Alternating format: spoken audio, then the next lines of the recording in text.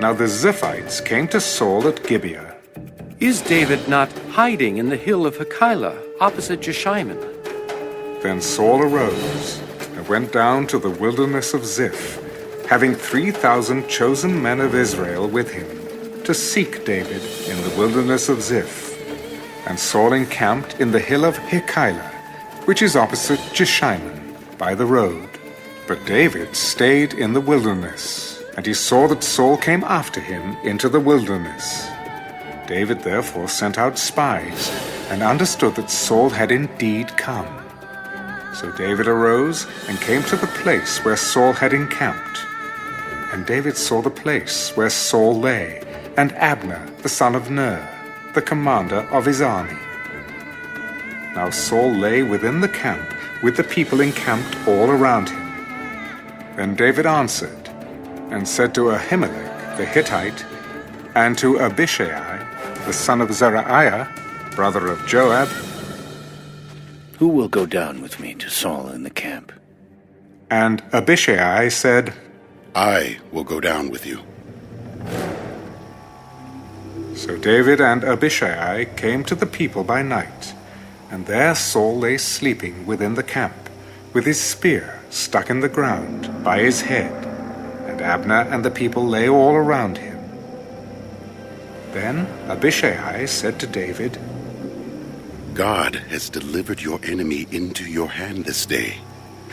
Now, therefore, please, let me strike him at once with the spear, right to the earth, and I will not have to strike him a second time. Do not destroy him, for who can stretch out his hand against the Lord's anointed and be guiltless?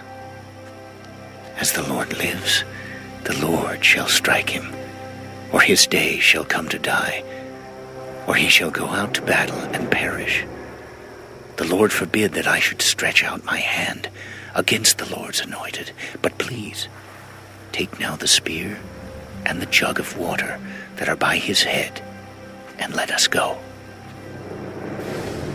So David took the spear and the jug of water by Saul's head, and they got away, and no man saw or knew it or awoke, for they were all asleep, because a deep sleep from the Lord had fallen on them. Now David went over to the other side, and stood on the top of a hill afar off, a great distance being between them. And David called out to the people and to Abner the son of Ner, "Do you not answer, Abner? Who are you, calling out to the king? Are you not a man? And who is like you in Israel?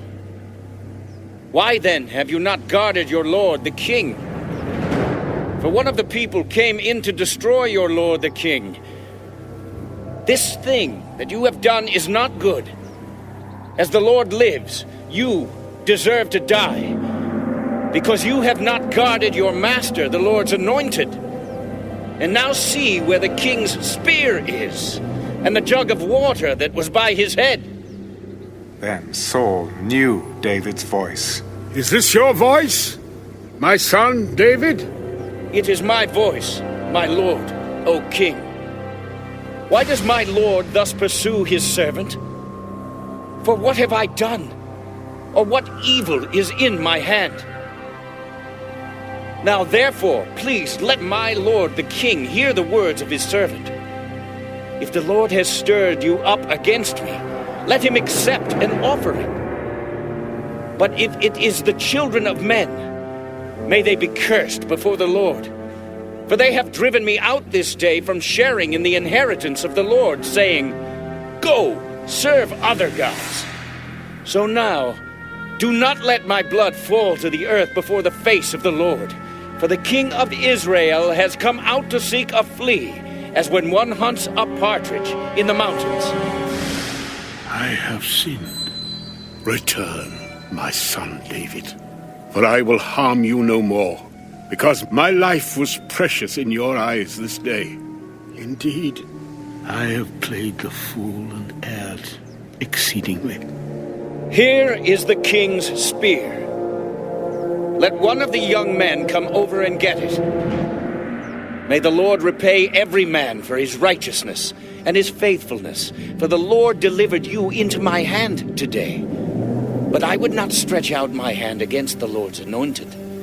And indeed, as your life was valued much this day in my eyes, so let my life be valued much in the eyes of the Lord, and let him deliver me out of all tribulation. May you be blessed, my son David. You shall both do great things and also still prevail. So David went on his way, and Saul returned to his place.